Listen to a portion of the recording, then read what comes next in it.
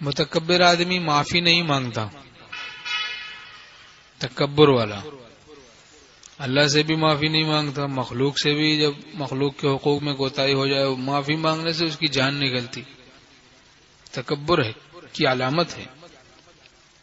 تواضع والا ہوتا فوراً معافی مانگ لیتا، لیکن شیطان نے معافی نہیں مانگی، غلطی کی اور پھر معافی نہیں مانگی، اکڑ گیا، مردود ہو گیا، اور حضرت آدم علیہ السلام فوراً معافی مانگنے لگے اللہ میاں سے،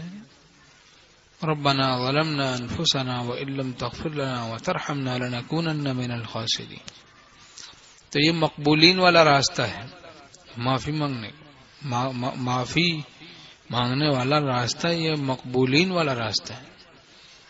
اور معافی نہ مانگنے والا راستہ تو پھر مردودین والا راستہ ہے، مردودوں کا راستہ ہے۔ یہ گناہ بھی کرو معافی بھی نہ مانگو، یہ تو مردودوں کا راستہ ہوا، یعنی یہ چیز انسان کو مردودیت تک اندیشہ ہے کہ پہنچا دے۔ شیطان نے معافی نہیں مانگی، غلطی بھی کی، معافی بھی نہیں مانگی، تو تکبر والے کے لیے بڑا مشکل ہوتا ہے معافی مانگنا۔ ہاں مجھے مثل کیمیا خاک میں تو ملائے جا، شان میری گھٹائے جا، رتبہ میرا بڑھائے جا۔ اہل اللہ کے ہاں تواضع پیدا ہو جاتی ہے، ہمارے بزرگوں کے ہاں ہمارے شیخ رحمۃ اللہ تواضع سکھاتے تھے،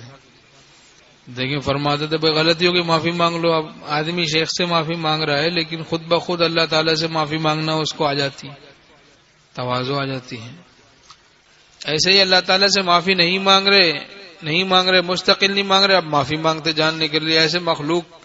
کے حقوق میں کوتاہی کی، غیبتیں کی، ظلم کیا،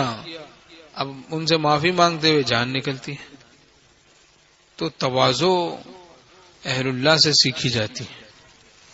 یہ معافی مانگنا بھی بڑے تواضع کی بات ہے، اور یہ بہت ضروری تواضع ہے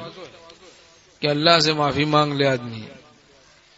اور کسی کے حق میں کوتاہی ہو، شبہ ہو، بس معافی مانگ لے، بھائی آپ کے اگر ہماری ذات سے تکلیف ہو گئی آپ کو تو آپ ہمیں معاف کر دیں، کیا اس سے کچھ بھی نہیں ہوگا، اس سے اللہ راضی ہو جائے گا۔ من تواضع للہ رفعہ اللہ، حدیث شریف میں